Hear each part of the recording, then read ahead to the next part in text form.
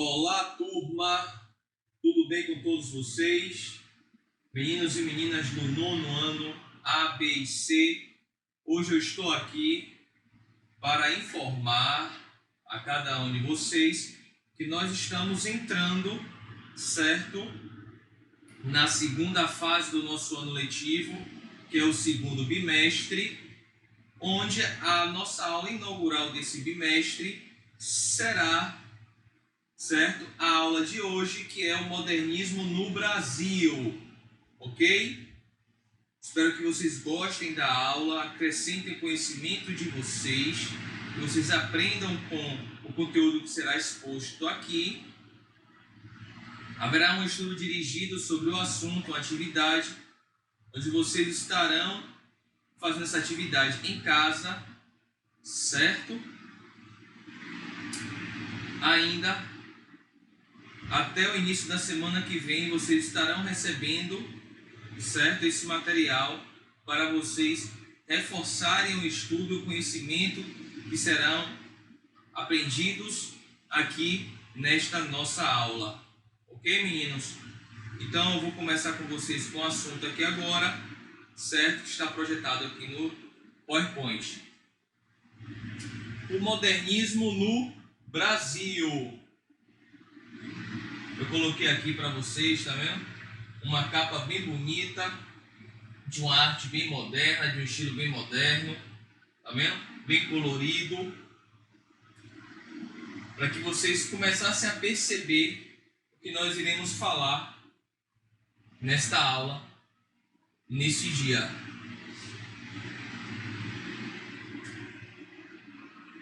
O nascimento de uma nova arte e a semana de 1922. Essa arte nova aparece inicialmente através de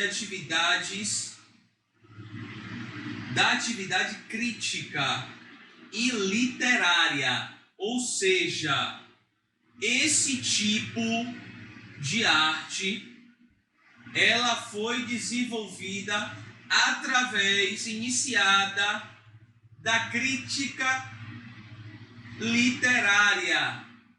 Está relacionado à escrita, textos literários, onde inspiraram futuros artistas plásticos, escultores, arquitetos e outros artistas literários a desenvolverem uma nova tendência artística no Brasil. Essa crítica literária começou com Oswald de Andrade, Menotti Del Picchia e Mário de Andrade e alguns outros artistas que vão se conscientizando do tempo em que vivem.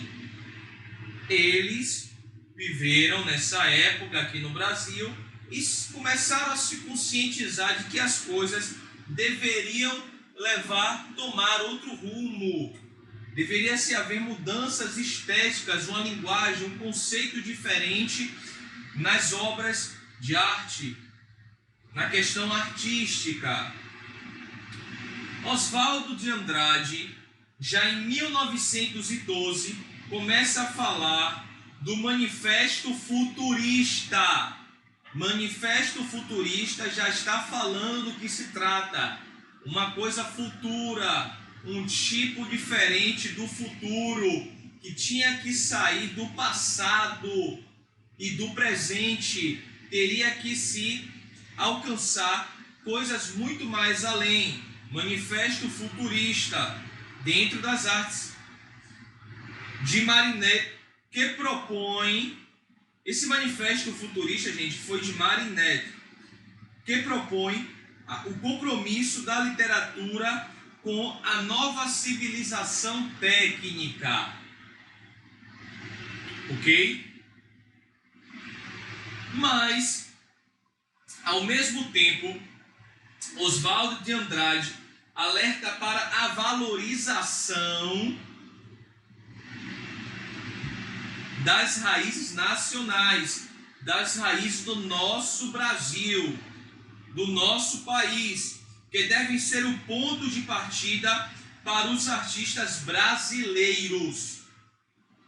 Assim, cria movimentos como o Pau Brasil, escreve para os jornais expondo suas ideias renovadoras e participa de grupos de artistas que começam a se unir em torno de uma nova proposta estética.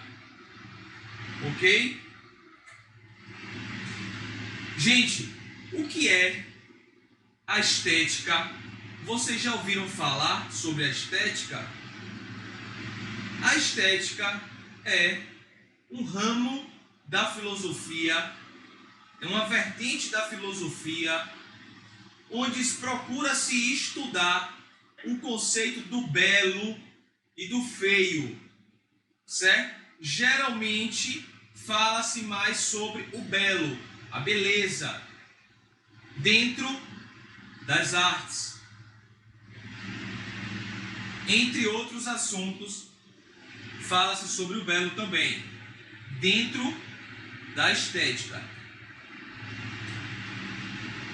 O cubismo de um jovem artista brasileiro. Nessa aula, gente, eu não vou poder falar, eu não pude trazer muitos exemplos de vários outros artistas que contribuíram com a Semana de Arte Moderna de 1922 e com a elaboração do modernismo dentro das artes aqui no Brasil.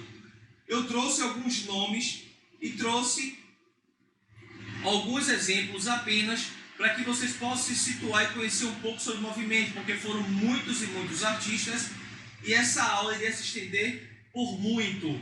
Então essa não era a minha intenção, né? Me aprofundar muito no assunto, certo? Com relação às expressões de vários artistas, mas sim no conceito, no que foi o movimento modernista, a Semana de Arte Moderna de 1922 e os principais artistas que o representaram aqui no Brasil, certo? Então vamos falar sobre o cubismo de um jovem artista brasileiro. Entre as pinturas expostas na semana de 22 estavam algumas de Vicente do Rego Monteiro. De 1899, ele viveu em 1899 e foi a óbito em 1970. Consideradas as primeiras realizações de um artista brasileiro dentro da estética cubista. O cubismo, só para salientar esse conhecimento, para vocês entenderem melhor do que se trata, fala desta parte da aula, certo? Que o cubismo foi um estilo, um movimento de arte moderna na Europa, certo? Onde nomes como Pablo Picasso, muito conhecido, e Braque foram seus precursores do estilo. Era onde eles traziam formas figurativas através de formas geométricas. Pessoas, animais, ambientes eram representados por formas geométricas, mas ao mesmo tempo dava para se entender de que havia uma composição de alguma coisa além das formas geométricas espaciais ou bidimensionais, certo? Então, Vicente do Rego Monteiro teve influência nesse estilo, certo? Mas a sua arte se diferencia dos demais. Ele tem o seu próprio estilo, certo? Mas ele começa com essa tendência cubista, dessas influências desses artistas de fora. Seu talento artístico se manifestou muito cedo. Ele era natural de Recife e aos 12 anos ele foi para a Europa estudar a pintura. E aos 14 anos, gente, imagine o dom que esse artista já não tinha. Já participava do Salão dos Independentes em Paris. Muito jovem, muita tenra idade, ele já era um artista nato. Já participava de exposições em Paris, que era o berço das artes na época. Vamos falar mais um pouco sobre Vicente do Rego Monteiro. Voltou para o Brasil em 1917 e em 1922 participou da Semana de Arte Moderna com 10 trabalhos. Eu falo 10 trabalhos. Depois disso, sua vida alternou-se entre a França e o Brasil. Na França, suas obras foram muito apreciadas, recebendo críticas favoráveis ou sendo adquiridas para o acervo de importantes museus franceses. Ele era tão conhecido, gente, a sua arte era tão magnífica que a própria Europa e a França contribuiu com a disseminação do estilo e do reconhecimento desse artista brasileiro. Entre as tendências artísticas que influenciaram a obra de Vicente do Rego Monteiro está sem dúvida o cubismo, como eu falei anteriormente, que foi trabalhado pelo pintor de um modo muito próprio. Ele utilizou um estilo que já existia como influência, porém ele tinha seu próprio estilo. Então não era igual a nada que se tinha visto antes.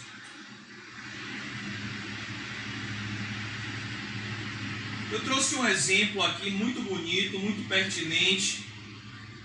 Se vocês olharem, vocês vão poder perceber do que se trata, certo? Que é da crucificação do nosso Senhor Jesus Cristo quando esteve aqui em carne, encarnado no nosso mundo, certo? Vocês podem perceber que ele é todo feito por formas geométricas, mas também vocês conseguem entender que há uma composição figurativa, há um entendimento de um ambiente, de uma paisagem, de pessoas, de coisas que nós conhecemos, porém de uma forma estilizada, certo? Então vocês podem perceber linhas verticais, horizontais, linhas curvas aqui no cabelo, na barba do Senhor, né? Vocês podem perceber aqui nos joelhos, círculos, nas partes dos braços que se divide, certo?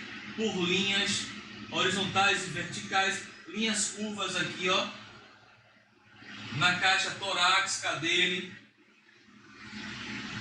Aqui foi o corte que aquele centurião romano fez, e sangrou e saiu água, certo, meninos?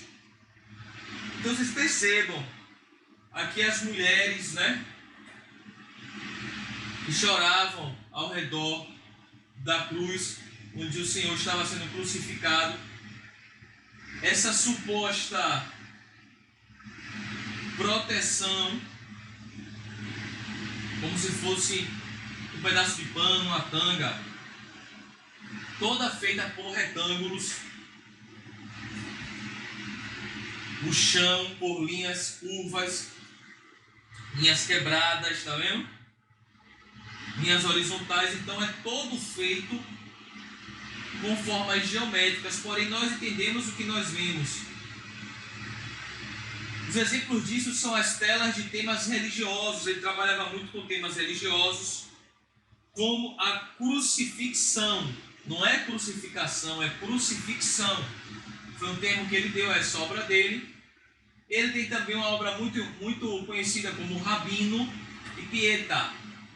Nessas obras predominam as linhas retas e o corpo humano é reduzido a formas geométricas, o que sugere ao espectador a percepção de volumes.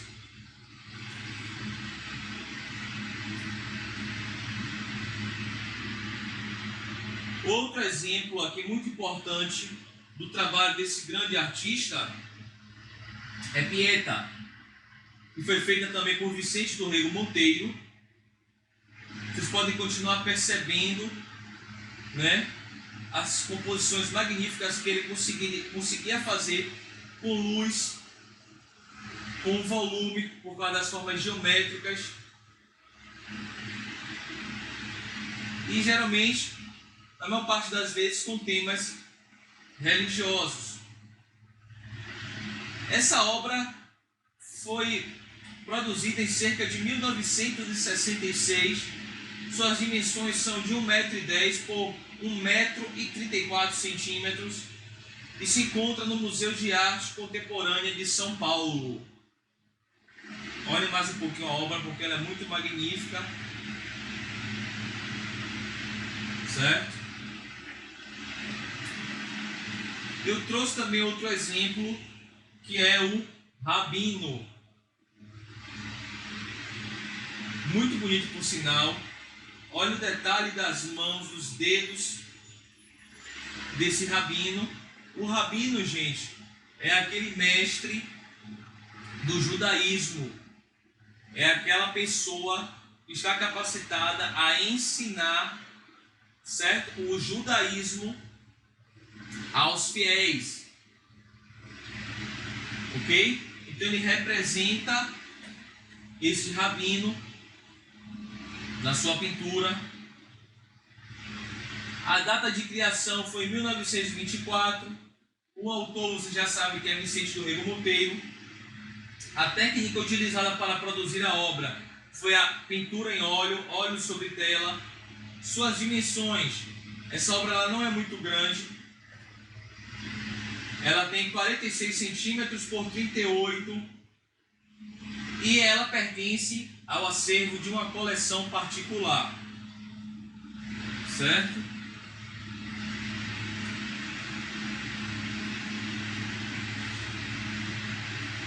Vamos falar um pouco agora sobre o conceito, as ideias, os ideais de se fazer uma nova arte aqui no Brasil, moderna. O que é que eles tinham em mente? O que é que eles idealizaram? O que é que eles conceituaram como arte moderna e deram nome a esses movimentos? Vou falar um pouco sobre isso. Devorar a estética europeia e transformá-la numa arte brasileira. Não sei se vocês estão conseguindo captar a mensagem somente nesse título. Devorar a estética europeia e transformá-la numa arte brasileira. O que está se querendo passar aqui nesse momento é que a ideia deles, como foi falado nos primeiros slides, era que se deveria você ter uma influência dos artistas modernos europeus, porque foram eles que desenvolveram esse estilo de arte moderna, quebrando os vínculos com o classicismo nas artes, certo? E abrangendo uma gama de variedades de estilos e conceitos modernos. Então aqui os artistas brasileiros só tinham como referência esses artistas que vieram antes deles, mas que eram europeus. Porém, para se fazer arte moderna brasileira, além de trazer elementos de influências desses estilos modernos europeus, tinha que se criar também, mesmo usando essas influências, um novo padrão de arte brasileira influenciado na nossa cultura, nas coisas que nos cercavam esses artistas na época, certo? E uma das principais representantes desse movimento foi uma artista chamada Tarsila do Amaral. Ela nasceu em 1886, faleceu em 1973.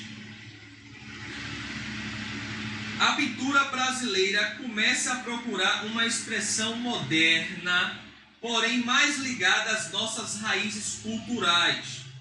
Apesar de não ter exposto na semana de 22, que foi uma semana para a exposição e a divulgação de um novo estilo que estava sendo implementado aqui no Brasil dentro das linguagens artísticas, por mais que ela não tenha participado, ela foi uma grande colaboradora desse estilo e também muito conhecida, por sinal, no mundo todo. Tarsila colaborou decisivamente para o desenvolvimento da arte moderna brasileira, pois produziu uma obra indicadora de novos rumos. Sua carreira artística começou em 1916. Em 1920, foi para a Europa, onde estudou com os mestres franceses até 1922. Ela ficou 2 anos na Europa. Nesse mesmo ano, voltou ao Brasil e participou do grupo Claxon, que também era um grupo de arte moderna que estava se desenvolvendo também no Brasil, formado por Mário de Andrade, Oswaldo de Andrade, Menotti Del Pitta e outros intelectuais. Eram pessoas que tinham poder, certo, de manipular o conhecimento e a divulgação deles para as massas. Pessoas intelectuais.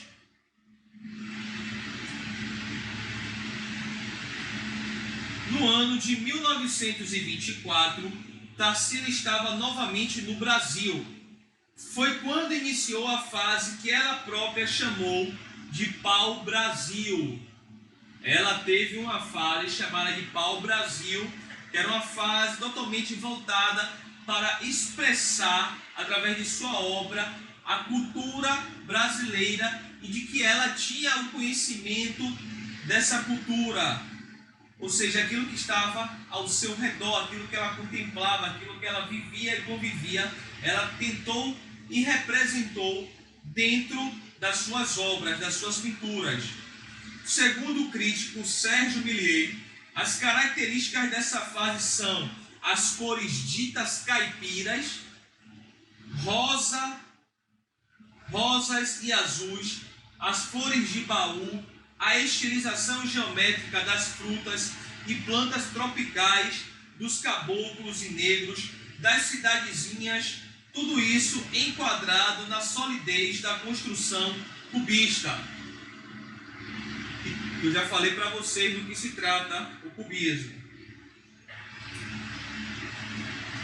Falando mais um pouco sobre Tarsila do Amaral, 4 anos mais tarde, em 1928, Tarsila do Amaral deu início a uma nova fase antropofágica. A ela pertence a tela Abaporu, cujo nome, segundo o artista, é de origem indígena e significa antropófago. Gente, deixa eu falar um pouquinho, talvez vocês estejam se perguntando aí, professor, que fase é essa antropofágica?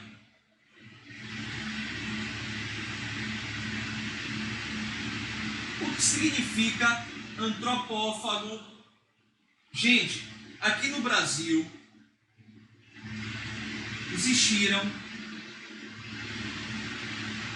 algumas tribos antropofágicas que viveram antes da chegada dos portugueses aqui no Brasil, viveu aqui por muito tempo, e os portugueses tiveram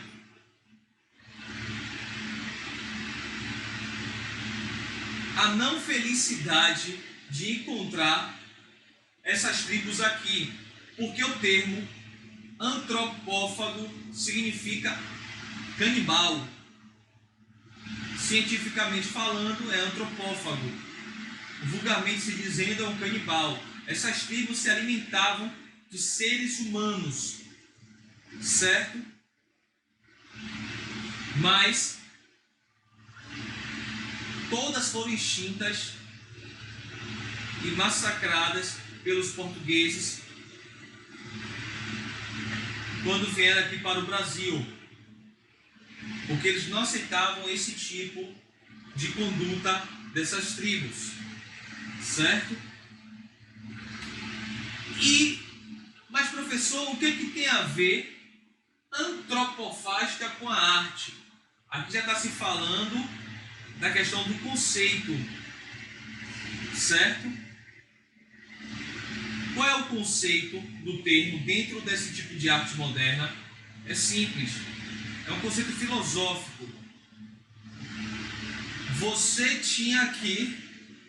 O artista tinha que comer, se alimentar bastante da cultura que o Brasil oferecia.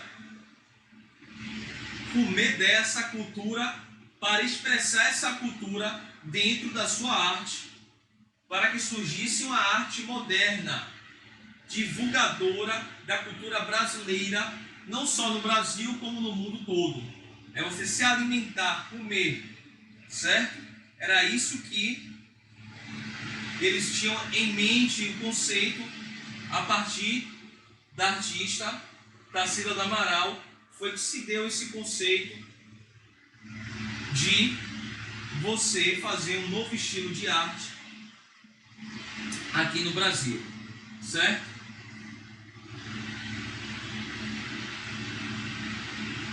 Foi a partir dessa tela que Oswaldo de Andrade elaborou a teoria da antropofagia para a arte moderna do Brasil, que era um escritor, desde o princípio eu tenho falado dele, crítico, intelectual, certo? Os artistas faziam a parte plástica e ele fazia a parte da divulgação através da literatura, da escrita, que resultou no Manifesto Antropofágico, publicado no primeiro número da revista de Antropofagia em 1928. Ou seja, criou-se até uma revista, o movimento estava realmente, forte, e eles queriam de qualquer forma mudar o estilo de arte no Brasil, quebrando todos os conceitos do classicismo que já era impregnado nas artes desde muito tempo. Eles queriam quebrar, com esses conceitos desse estilo que para eles já eram ultrapassados. E através de vários métodos de divulgação, um desses foram as revistas com o mesmo título do movimento Antropofagia, em 1928. Eu trouxe um exemplo aqui muito conhecido de Abaporu, de Tarsila do Amaral. Suas dimensões são de 85 centímetros por 73 centímetros e se encontra em uma coleção particular. Ok? Vocês podem perceber, a figura parece ser uma pessoa que vivia nas regiões sertanejas do Brasil, por causa da representação do cacto, do sol, que fala de um ambiente quente,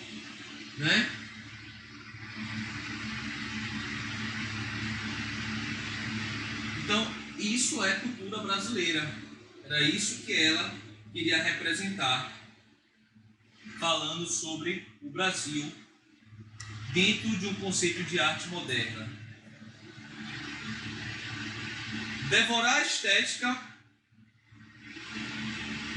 europeia também fazia parte do conceito de antropofagia e transformá-la numa arte brasileira. Certo? Eles tinham que também obter esse conhecimento, além das coisas aqui do Brasil, da cultura brasileira, tinha que se ter também o conhecimento de estilos de arte moderna europeus e, com base nisso, desenvolver uma arte brasileira. miscigenada, porém com elementos da cultura brasileira. Já falei isso no início, estou reforçando aqui um pouco a mensagem para vocês não esquecerem jamais o que foi dito aqui nesta aula, né? A teoria antropofágica propunha que os artistas brasileiros conhecessem os movimentos estéticos modernos europeus, mas criassem uma arte como feição brasileira. De acordo com a proposta, para ser artista moderno no Brasil, não bastava seguir as tendências europeias, era preciso criar algo enraizado na cultura do nosso país.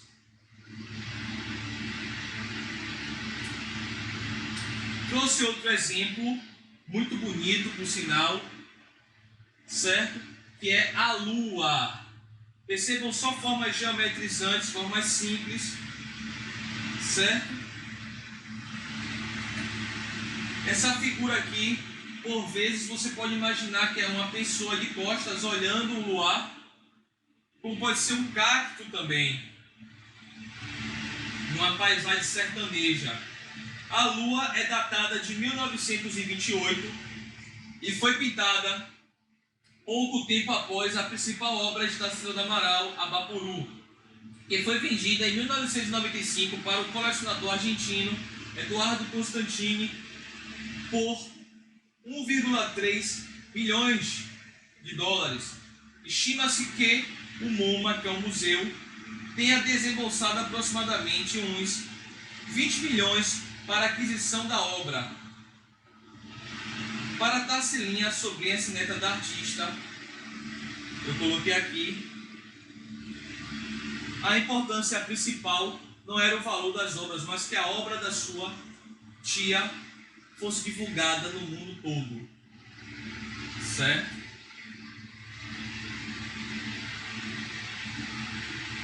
Para encerrar, eu trouxe aqui, nesse último slide, uma obra muito significante e muito conhecida de Tarsila do Amaral no mundo todo. Se chama Os Operários de Tarsila do Amaral. Depois de uma viagem à União Soviética, em 1931, Tarsila passou por uma curta fase de temática social, da qual é exemplo significativo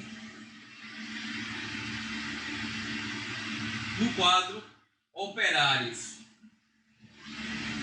Então vocês podem perceber aí, né, que ela representa na obra dela vários tipos de cores de pessoas com suas miscigenações, certo? Aqui no Brasil, como uma classe operária, trabalhadora, e que também não deixava de fazer parte, né, de um momento brasileiro, mas que era um momento, uma temática mais social nesse momento, e ela... Então, queridos, neste momento, eu estou encerrando mais uma aula, a primeira aula do nosso segundo bimestre. Eu espero que vocês tenham gostado desta aula. E não esqueçam também da responsabilidade de vocês com relação ao nosso último trabalho, a nossa V3, certo? Do primeiro bimestre, que são as aulas pertinentes aos seminários, somente a parte teórica produzida no PowerPoint, com os nomes das equipes, as séries e as turmas, tudo organizadamente, com bibliografia, os conceitos, certo? Sobre os ícones e sobre os símbolos, dentro do desenho geométrico, certo? E me passem até o início da semana que vem por e-mail, para que eu possa estar avaliando cada uma dessas atividades. Então fique com Deus e até mais. Tchau, tchau.